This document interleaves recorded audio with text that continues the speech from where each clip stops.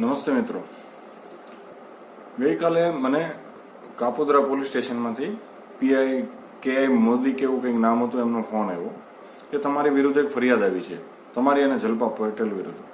એટલે વિષય તમે જોવો ને તો તમને નવાઈ લાગશે કે વિજયભાઈ માંગુકિયા જે સુરતના કેસરી તરીકે ઓળખાય છે, એ વિજયભાઈ માંગુકિયાએ એવું કીધું કે અશ્વિન સાંકળાસરિયાને વાંધો છે, જલ્પા પટેલને વાંધો નથી.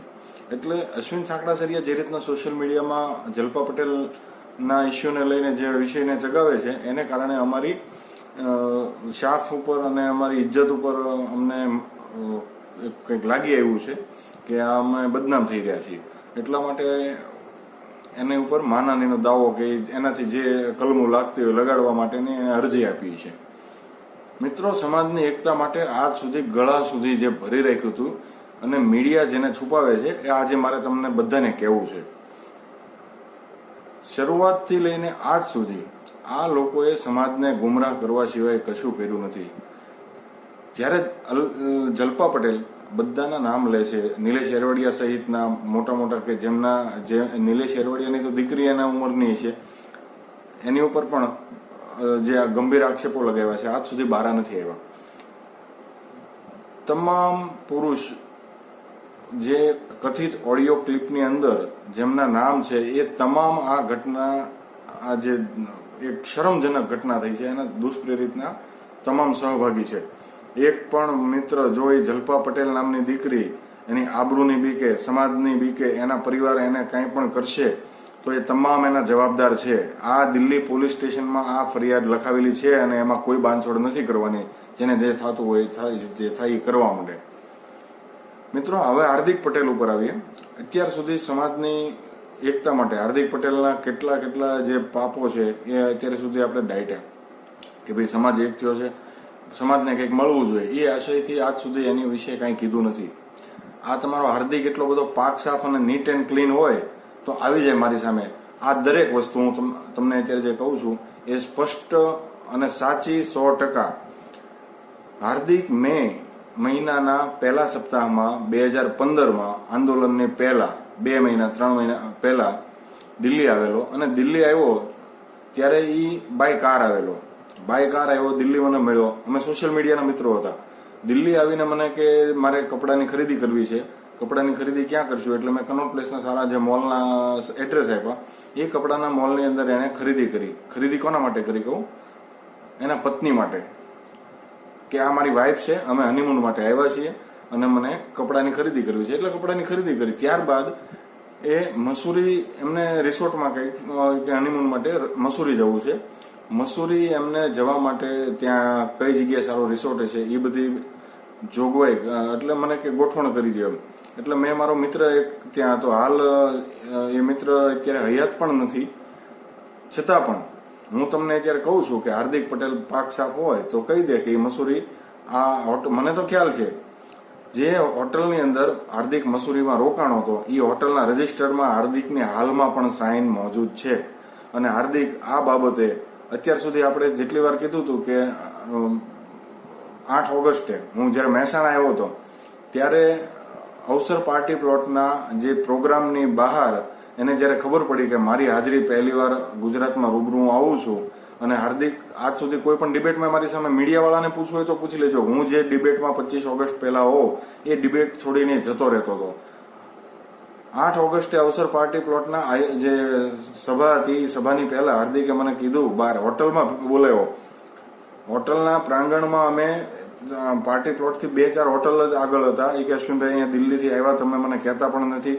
એટલે ત્યારે મેં એને રૂબરૂ કીધું કે હાર્દિક, ત્યારે તે તો તું કહેતો હતો ને લગ્ન થઈ ગયા છે, આ લગ્ન નથી થયા. પગમાં પડી ગયો હતો કે અશ્વિનભાઈ, તમે મહેરબાની કરીને 25 ઓગસ્ટ સુધી સમાજને હું એક કરવા નીકળ્યો છું, સમાજની આપણે આન બાન અને શાંતિ અનામત લઈશું, તમે મહેરબાની કરીને આ વિષયને અત્યારે કોઈને કહેતા નહીં. સમાજની એકતા માટે એ વિષયને આપણે દબાવી દીધો હતો. પરંતુ આજે જલ્પા પટેલ નામની જે દીકરી સામે આવી છે, એવી તો અનેક દીકરીઓને આણે ભોગ બનાવ્યા છે. એટલા માટે આજે સમાજની સામે આપણે હું કહું છું, અને આવી એકતા અને આવી રીતના આવા લોકોના આગેવાનીમાં જો સમાજને આગળ ચાલવાનું હોય તો મને નથી મંજૂર ને સમાજને નથી મંજૂર કે આ તમે કયા દિશા ઉપર લઈ જાઓ છો. અડધી રાતે સમાજની બહેનો દીકરીઓ અમને બોલાવજો એટલે તમને શું માટે, શા માટે તમારે એને અડધી રાતે મળવા જવું છે? દરેક બાબતમાં હું જે આરોપ મૂકું છું એ મારા વ્યક્તિગત અને 100% હોશો અવાજમાં મૂકું છું. કોઈ પણ જાતની મને કોઈ દોરવણી નથી. માંડવી કાંડ વખતે આ બધા કહે છે ને કે સમાજ માટે તે શું કર્યું, માંડવી કાંડ વખતે જે આહિર આરોપી હતા એના લેખિતમાં આઈજીને મેં નામ આપ્યા હતા. માંડવી ગામના એટલા બધા જે 5-5 બસો ભરીને ત્યાં જવાની તૈયારી કરતા હતા એ એક લોકોએ એનું નામ નહોતું આપ્યું, કારણ કે કોઈને સમાજ માટે કે બીજા માટે ઉછીને નથી વાળવી. ગુજરાત આઈજીને એ બંને આરોપીના નામ દીધા હતા અને દિલ્હી સુધી બધા અહીંયા દોડતા હતા કે આ આહિર લોકો મારા ગુજરાતમાં મારા વતન પણ ગયા હતા કે આમને કહો કે અમારું નામ ન લે, અમને કાંઈ નથી થવાનું, કોઈ અમારું કાંઈ નહીં ઉખડ લે, છતાં એનું નામ મેં લેખિતમાં આપ્યું હતું કે આ બંને શકના આધારે તમે આને અરેસ્ટ કરો. પરંતુ નીતિન પટેલે જે ધીરુભાઈ પટેલ છે અને આ ભાવનાબેનનો છોકરો છે બંનેને બાજુમાં બેસાડીને એક બેગ આપી દીધી, ગાલો નીકળો. એ દિવસને આજની ઘડી નીતિન પટેલની સાથે જે ભાવનાબેનના દીકરાએ અને ધીરુભાઈ પટેલ જે ધીરુભાઈ ગુજરાતીના ભાઈ છે એ બંને જે પ્રેસ કોન્ફરન્સ કરી. પ્રેસ કોન્ફરન્સ પછી આજની તારીખને આજની ઘડી વિષય દબાઈ ગયો. શું કામ? પૈસાના જોરે. હવે તમારે આવી જ રીતે બધું પૈસાના જોરે દબાવી દેવું હોય અને આ વિષયને લઈને હું સુરત આવ્યો હતો ત્યારે તો અલ્પેશ કથિરિયાને વાંધો હતો કે મારી આગેવાનીમાં આ કાર્યક્રમ નથી થયો, માંડવી કાંડની હસ્તાક્ષર કરીને આપણે પ્રધાનમંત્રી રાષ્ટ્રપતિને દેવાની છે એટલે એ માન્ય નહીં રહે. કેમ તારા બાપનું થઈ ગયું બધું કે તું હોય એ માન્ય રહે, તું કે એ જ માન્ય રાખવાનું, તારી હાજરી ન હોય તો સમાજનો કોઈ પણ વિષય હોય એ માન્ય નહીં રહે. હવે કેમ તું સામે નથી આવતો, એટલો બધો હારી ન હો તો તારે સ્પષ્ટ કરવું પડે કે આ જલપા પટેલને આ ખોટી છે, આ છે તે છે. એક બધા આખા પાસની ટીમ કાચબાની જેમ પગ અંદર કરીને બેસી ગયા છે અને પાછા હોશિયારી કરે છે કે સમાજને તોડવા આવ્યો અને સમાજને ફોડવા આવ્યો. મારા બોલવાથી સમાજની એકતા નહીં, તમારી બધાના પછવાડા તૂટે છે અને આ તોડી હોતે નાખીશું, કોઈને નહીં છોડું. સમાજના નામે જેણે જેણે ગુમરાહ કર્યા છે લોકોને એને નહીં છોડું અને બધાને ખુલ્લા પાડવાના છે. આવી રીતે સમાજને ન્યાય મળવા કરતા તો તમે ગુજરાત આખાને ભડકે બાળી દીધું. જે પાટીદાર સમાજની જે ગરિમા અને ઇજ્જત હતી એને તમે વેર વિખેર કરી નાખી અને હજી પાછા સમાજની એકતાની વાત કરો છો. મને સાથ આપો, મને પૈસા આપો. કેમ હવે અખિલેશ કટિયાર તરીયારે કેમ નથી આવતો? હાર્દિક અત્યાર સુધી કેમ? નીતિશ કુમાર ભળી ગયો એટલે તારું તો સર્વસ્વ લૂંટાઈ ગયું છે ને કે આ આખો ફંડિંગનો સોર્સિસ બંધ થઈ ગયો. શંકરસિંહ બાપુ ભળી ગયા એટલે ફંડિંગનો સોર્સિસ બંધ થઈ ગયો. હવે તને જે સાથ આપતા હતા એ બધા નીકળી ગયા છે.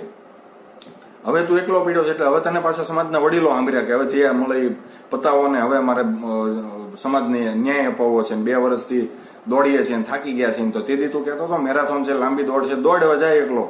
સમાજ તારી હારે નથી. મૂળ તારી હારે તેથી ઉમિયા કેમ્પસની બહાર 25 જણા હતા, એમાં 25માંથી તો અડધા મીડિયા કર્મી હતા. એટલે હવે એટલા જ લોકો સાથે છે, સમાજ કોઈ સાથે નથી. અને જયારે બસો ભરીને આવવાનું કે ત્યારે કોંગ્રેસ વાળા તને બધી બસોનું ફાઇનાન્સ કરી દે અને હાવ રખડતા હોય રોડ ઉપર, એ બધા બસોમાં બેસી જાય. એટલે સમાજ એકતા થઈ ગયો. કાંઈ સમાજની એકતા નથી થઈ તારી પાછળ ને હવે સમાજ નથી. એટલે ખોટા વહેમમાં ન રહેતો. અને અશ્વિન સાંકળાસરિયા બોલું છું, જેને પણ માનહાનિનો દાવો કરવો હોય 5/257 બિડનપુરા કરોલબાગ આ મારું એડ્રેસ છે અને 9212975475 મારો મોબાઈલ નંબર છે. જેને નોટિસ મોકલાવી હોય એ મોકલાવી દે. ઇજ્જતવાળા અને આબરૂદાર હો તો આપણે કોર્ટમાં મળશું અને જે તમારાથી થાય એ કરી લેજો.